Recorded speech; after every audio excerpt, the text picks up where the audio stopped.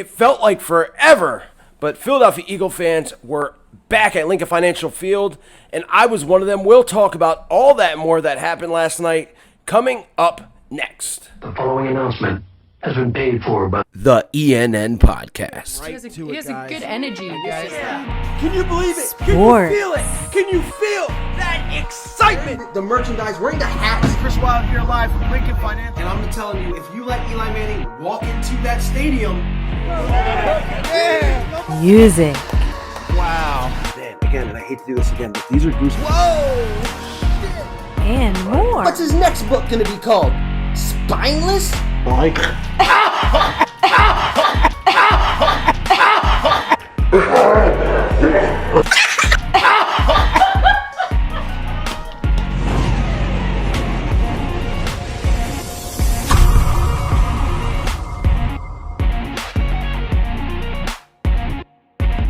Welcome back, everybody, to another episode of the ENN Podcast.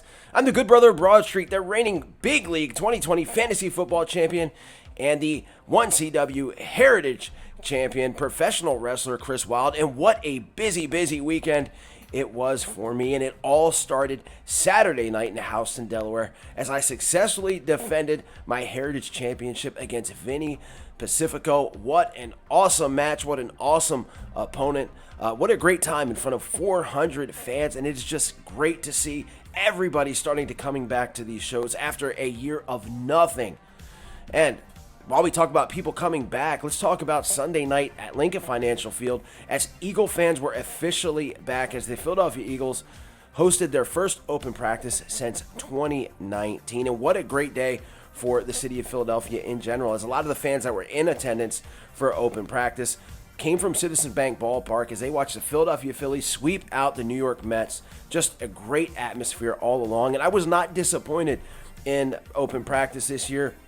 Not just because we had none in 2020. In my family, it has become a tradition to go to these open practices through the years. And the Philadelphia Eagles organization always puts on a good show, not just on the field, but also outside of the field, whether it's all of the yard sales and clearance items they have as far as worn jerseys, whether it's the green screen photo opportunities you have, or it's some of the alumni that are autographing pictures and footballs and helmets there.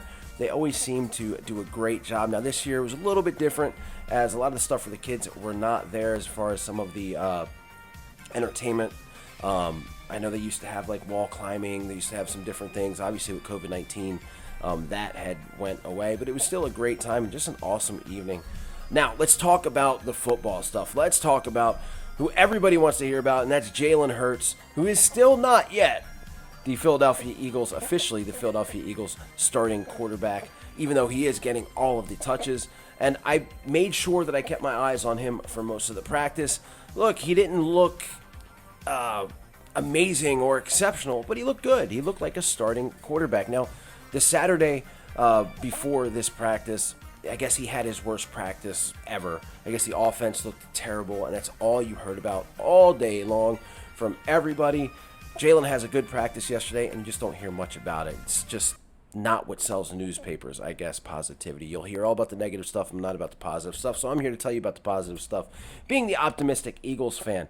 Now, he had some great plays yesterday. One of them, of course, the highlight of the night was a long touchdown to QUEZ Watkins over Anthony Harris. He also had a pretty deep ball to Travis Fulgham over Steve Nelson.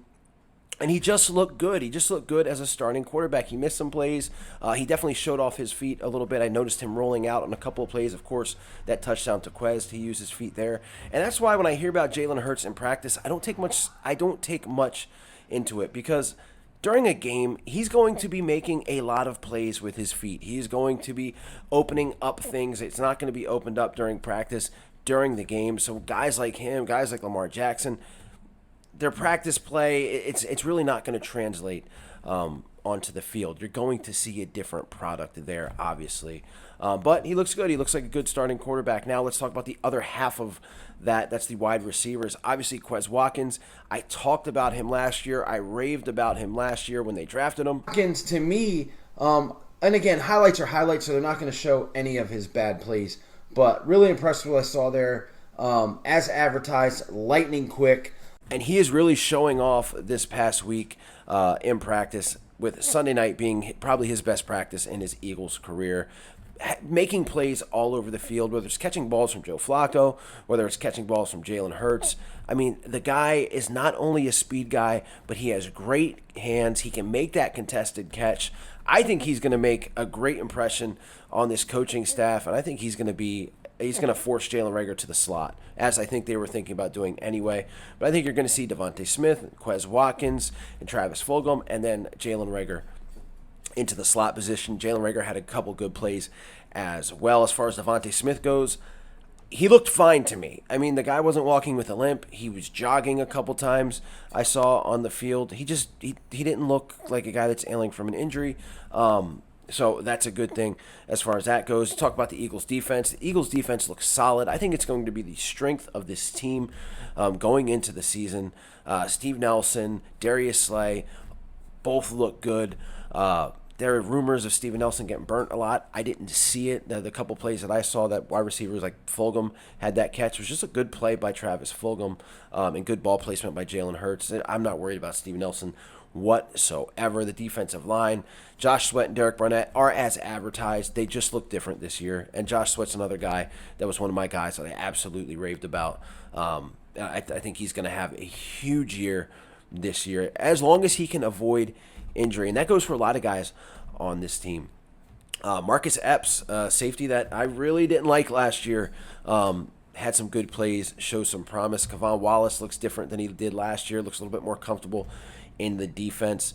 And I'm really, really excited for that, as that's another guy that I think is going to make a good impression on this team going forward.